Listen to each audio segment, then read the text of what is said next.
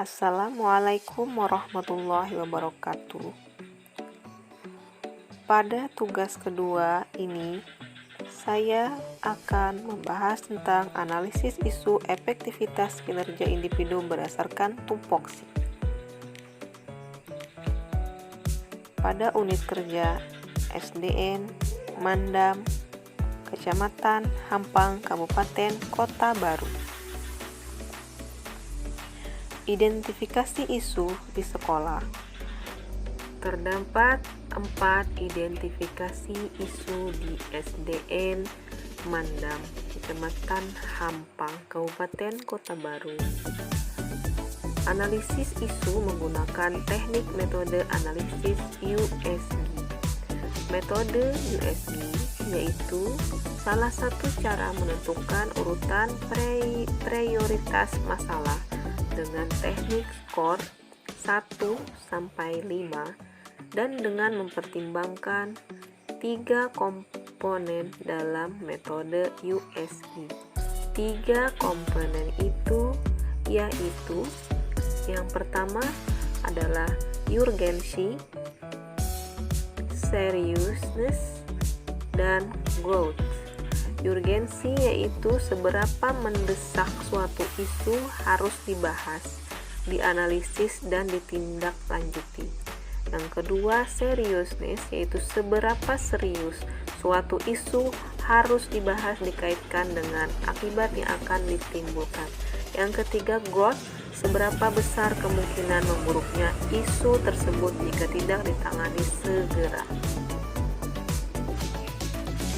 Lanjut kepada tabel metode analisis USG. Yang pertama, kurangnya kesadaran peserta didik dalam menjaga kebersihan lingkungan sekolah. 2. Rendahnya sikap sopan santun peserta didik di sekolah. 3. Kurangnya minat belajar peserta didik. 4. Kurangnya kemampuan peserta didik dalam mengerjakan tugas yang diberikan guru melalui pembelajaran daring atau online. Di sini, sesuai analisis, yang paling banyak adalah poin ke-4 dengan total 15. Penyebab isu menjadi masalah besar ada 5 poin. Yang pertama, jika mendapat tugas peserta didik belum sepenuhnya menguasai materi. Saat mengerjakan tugas, hanya orang tua yang terlibat tanpa meminta pendapat anak tentang hasil jawaban dari tugas tersebut. Orang tua hanya fokus membantu anak menjawab soal agar mendapatkan nilai tertinggi, tanpa memperhatikan apakah anak tersebut sudah paham atau tidak. Ada beberapa orang tua yang tidak bisa mendampingi anak mengerjakan tugas dengan alasan bekerja, sibuk, atau urusan yang lainnya. Dan yang terakhir, kurangnya komunikasi antara orang tua dan wali kelas dalam pemberian tugas. Bisa kita lihat dari kelima penyebab isu yang menjadi masalah besar adalah betapa pentingnya peran orang tua dalam mendampingi anak dalam mengerjakan tugas di rumah. Dan selanjutnya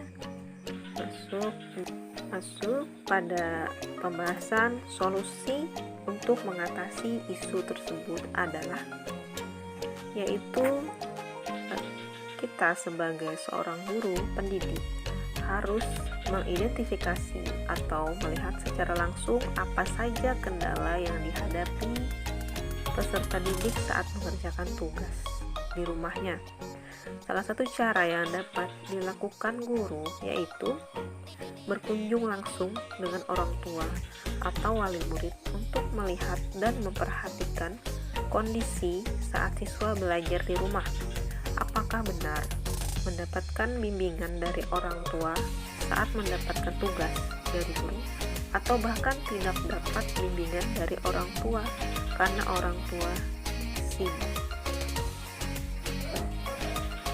Atau bisa juga dengan kita melewati via online atau WA. Pada strategi penanganan isu, saya membahas ada 3 strategi yang digunakan dalam menangani isu tersebut. Nah, pada kesimpulannya, tabel rekomendasi alternatif penyelesaian isu.